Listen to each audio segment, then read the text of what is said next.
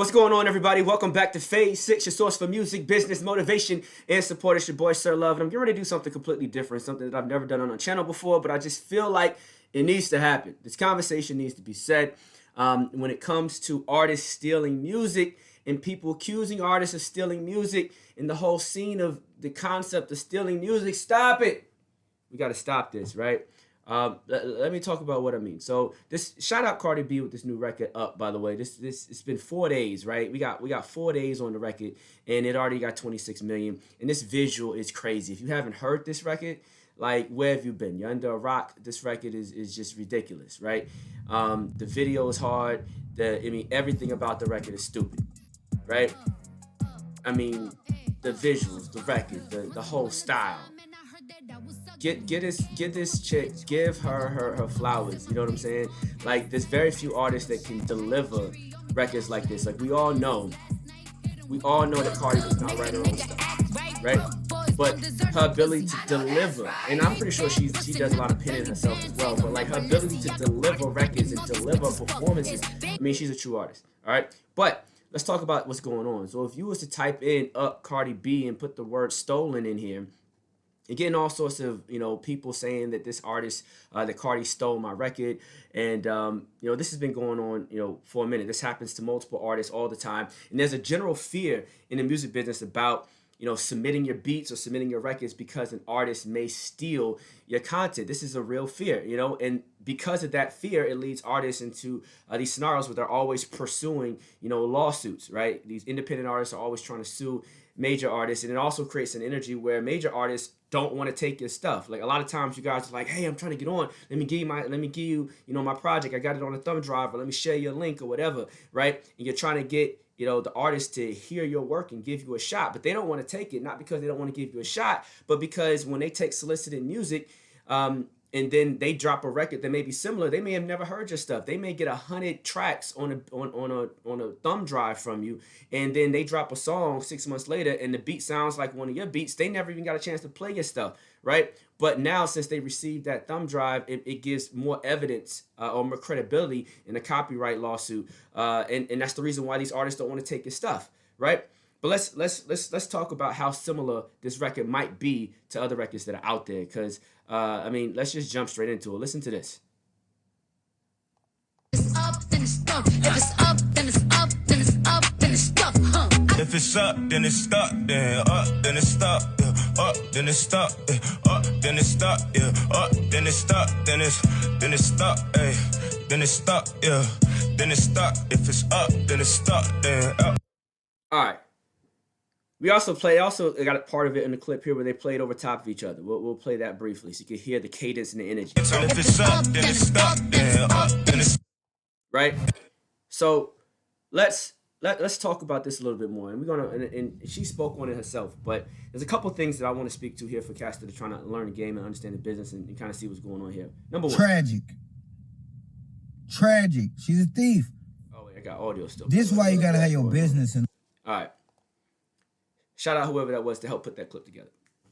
So one thing that I want to acknowledge when it comes to these records and it comes to these tracks is that, number one, when you start using lingo from the streets, or upcoming lingo, not even from the streets, just upcoming lingo and new phrases, right? Everyone's going to use these phrases, right? Like when we were saying fleek, when we were saying lit, when we say turn up, when they were saying bling bling way back in the day, all these different words and phrases, nobody owns these words, right? If you get ahead of it, you can copyright it and get some ownership on it, right? But if it's just a trend that's going on, it gets hard to trademark and copyright content that's, becomes public domain information, right? Or public domain language, all right? So right now, there are like 4 or 5 different records that I've heard outside of the records that Cardi B mentions, or outside the records that I even played to you, where the phrase up, stuck gets used in some type of repetition, right? Because it's a phrase, and it just and the cadence of the words up and stuck will make a person, naturally use them in the way that Cardi used it in this particular record.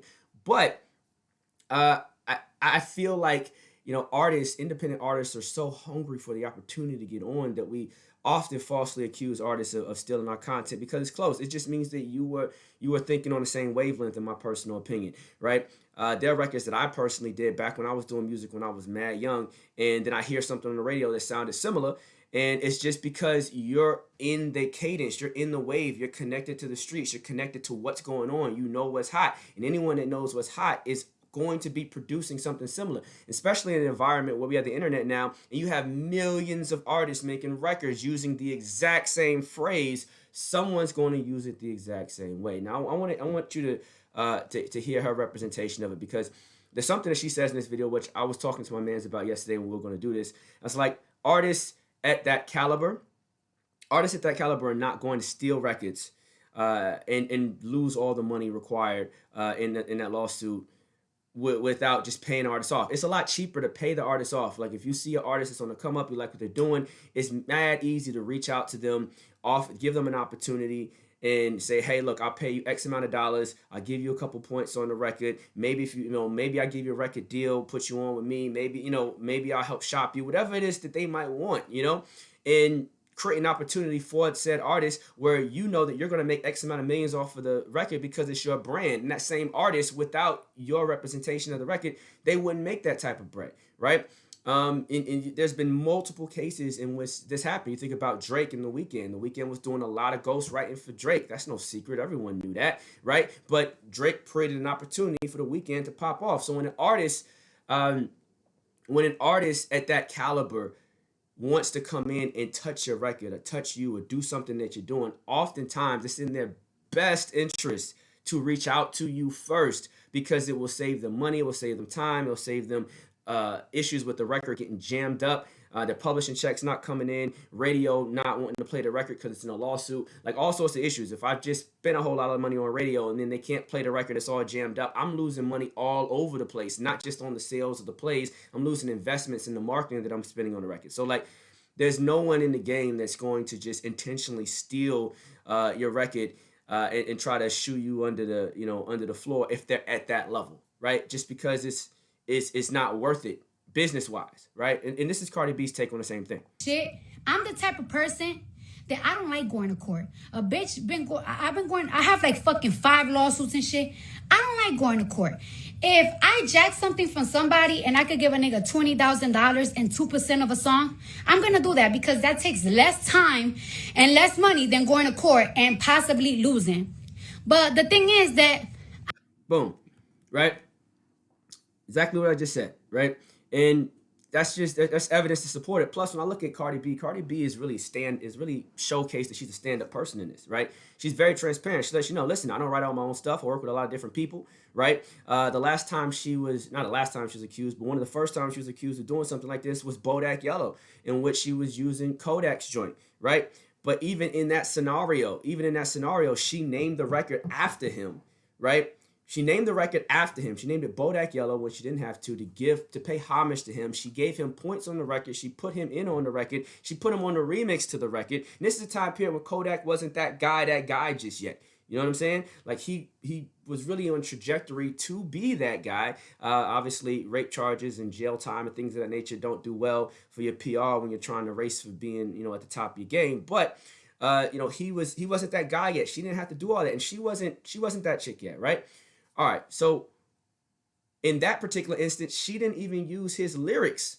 She just used his melody. Let's play it. Look at this. Look at this.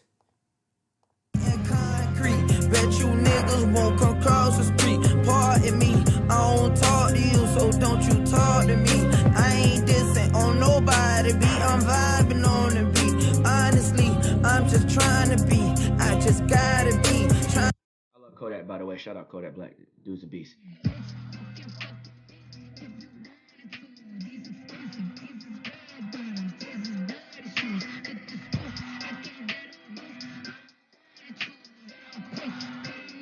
Boom. So she didn't use any of his lyrics, but she still pays homage to the dude, cuts him in on the record, all that. And I think she talks about that in this clip. I got a clip of her talking about that particular thing right here.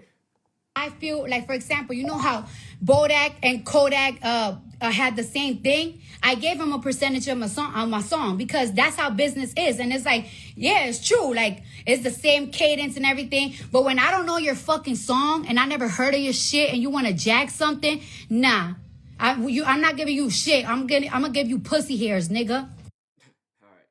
So you know how Cardi is. She's all over the place with it. But I 100% support what she's saying. First off, like again, shout out the record, shout out what she's doing with the record. But in this type of position, because I've been in rooms where we're talking about, yo, this record is dope. Like, is it true? Do people at the top look at what's happening at the bottom to get inspiration, to get some type of direction on their creativity? Yeah, it happens all the time, right? Some of you artists are doing that right now. Before you go to the studio, you listen to so-and-so artist just to catch a vibe, right? Or you just listen to this music all the time. You start to sound like certain artists. People hear your stuff and they're like, oh, yeah, you remind me of so-and-so, right? Some of this is just natural, right? But there's this energy in the game where we feel very defensive about our stuff. A lot of that's because we don't understand copyright law. We don't understand publishing. We don't understand how these things work, right? We don't understand what we're entitled to, right? But we also don't understand that the fact that there's a creative ether in the space. And if you have the opportunity to contact to your record to be close to a Cardi B, I think you should take that opportunity as an opportunity to build with the artist and maybe try to create a Weekend Drake scenario versus trying to create a scenario where you're going to court and you're accusing a person and you're creating a negative energy between the two things, right? Now, if there is an instance where it's blatant that they directly copied, even though the Up and It's Stuck record, and that was the one that was the closest. Like I said, I've heard a bunch of them, but that one was the closest, the one I played earlier. Even when it's that close, right? Like, there's nothing aligned in the verses. There's nothing aligned. Like the track isn't the same. It's not a direct bite, right? It's just a similar hook, right? If you think about a lot of records that are out right now, there's a lot of hooks that are similar. Apparently, Future has a record out that's similar, right? So at the end of the day, I think this should be an opportunity to build relationships versus try to break and sue, because I don't think that there's enough there for them to get much out of it. Now, what they may do, and lawyers are known for this, is they may drag her out to court and she just may pay them off just so they can go away because the fees that she's spending in court cost too much. We've been going back and forth to court. I got to pay all these lawyers. The lawyers are the only ones making money. Meanwhile, the two artists are sitting here spending money trying to make something happen when they could have just communicated, like she said at the beginning, cut them a check and kept it going. Now she's going to be hemorrhaging for cash when she could just pay the dude off. So if he was to take her to court, then there's a potential chance if his lawyer, if he had a good entertainment lawyer that's been in the game for a while and knows how to play these little games that they play and can keep her in court and keep her tied up, then she may turn around and pay the dude just to make it go away, right? But at the end of the day, there's probably a bigger opportunity if he can reach out, make contact, and maybe potentially be a ghostwriter on a future project. But at the end of the day, I don't necessarily think she stole this record. I feel like this is a cadence. This is an energy. This is where the culture is going. She's connected to the culture. She's on the wave. You're on the wave. And, you feel like you're on the wave first. And so you own the wave, but you don't own the phrase, right? If it wasn't a phrase, and let me give you this, if it wasn't a commonly used phrase, and I know it's new, so, everyone doesn't know it's a commonly used phrase, but if it wasn't a commonly used phrase and you created something, you said something that was more general and she did it the exact same way, I would feel like, okay, maybe you have something here. But in light of the Pharrell, Robin Thicke, T.I., Blurred Lines record versus Marvin Gaye, that case changed a lot about the business.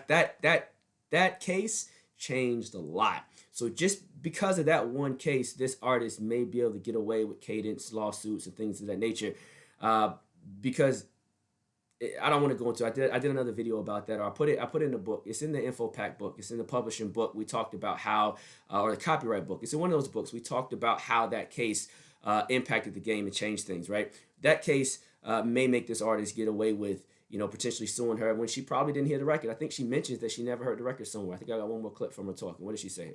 But if you go to Ken Barbie official, you will see 4 different people with the same shit. If it's up, then it's stuck. If it's up, then it's up, then it's up, then it's stuck. It's just like 4 songs. Future has something similar to it, and I didn't even motherfucking know. So it's just like, If y'all niggas feeling a certain type of way, y'all could go to court. We could take it to court. I don't give a fuck. But I know a bitch like me. I don't know you motherfuckers. So many people have been coming out, and I'm like, well, so that means I copy the same shit from 8 different songs, nigga. Get the fuck out of here. It's something simple. If somebody was to say like, oh, you copy the hook from WAP, more or less. But if it's up, then it's stuck. Really, nigga? Get the fuck out of here. What I didn't like was one nigga that. All right. Anyway, I hope I added some value. I just wanted to speak on the subject matter real quick because I feel like this happens a lot, and the result of this is that it makes it harder for artists all over to get on because cats don't want to take your music, cats don't want to take a shot with what you're doing. That's the reason why there's this whole secret society energy to it. If you don't know this person and knows this person and knows this person, because you can't walk up and go direct. I was just doing a movie project, right? And this is me giving you my own situation. I was just doing a movie project where I was walking, my client was walking the records in directly to the VP of this media company that was making decisions on whether or not a project was getting into movies. And this is a major film production company. I'm not allowed to talk to the names and whatnot, but it's on television there. Can I say that part? I don't know if I can say that part. But they got movies, they got television shows, they got everything. It's in theaters. Like, this is a big project, right? And they were looking for tracks, and what was in the catalogs and the libraries, it wasn't necessarily fitting for the theme song, right? This is a theme song. It's an opportunity for your record to be playing residually over and over and over again on streaming services and television. This is going to be a huge opportunity. And like, dude was making it so difficult just to get the records. Like, he's reaching out to us like, hey man, can you put me on? And I'm going, yeah man, we could put you on. We can give you an opportunity, because he was family, he's family or family related to someone. It's a whole nother story. But because of the family connection, I'm like, yeah, we'll submit the record. The quality was there. This, that, and the third, we'll submit the record. But the issue was, my man's was like not trusting the process, because there's so much fear that people are going to steal and take your records and take advantage of you. There's so much of that. And as a result, we barely got it in. And so when we finally got the record in, and we actually played the record again for the VP personally, because the VP personally was vested in this show, or is vested in this particular show. And the VP turned it down. And then afterward, this individual was saying, hey man, can you give me evidence that you played it, that you did this? And I want to make sure you didn't steal my stuff. And all of that energy makes it hard for people to want to work with you. And these are the types of situations that it turns into. People are scared of lawsuits in the game because independents are always worried about someone taking their stuff. Learn the business, learn your rights, learn how to move, protect yourself. You can never be robbed, right? It's the same feeling if you're a person of color when you walk down the street and someone that's not of your color, grabs their purse or acts funny or treats you differently because, you are who you are. And it makes you not want to interact with that group. It makes you aggressive towards that group. It's the same thing in the music industry. It's like, yo, don't treat me like a criminal. I'm trying to put you on. You looking at me like I'm taking advantage. You know what? I don't need this. And that's kind of what's happening. Shout out Cardi B with what she's doing with this particular record, because I have stories like that personally that can go on forever. I've had conversations with people and then wrote a book, and then they think that I stole content and, put it in my book. Or I've had chats that I've, been in the studio with, and we were writing records, and then I'm in the studio with someone else that so happened to write a similar record. And they're thinking that I told them their song, this, that, and the third, and cats want to take it to court. And it's like, nah, it's just creatives are on the same wavelength. They're creating. If you want to protect your music, learn how to do it. I have a whole bunch of free videos on my platform that teach you how to do that, so that you don't have to end up in these situations and turn what could be a positive opportunity for you to be a Drake and Weeknd scenario, or a Drake and Party Next Door scenario, right? Versus a I'm trying to sue Cardi B scenario. I'm Sir Love. I don't know everything, but I know a lot about a little bit about a lot. I'm always trying to give you guys everything that I got right here on Phase 6. This was something new. Let me know if you guys like this. Write in the comments. Do you like this type? This is the first time I did something like this. Let me know if you like this. All right? I'm out.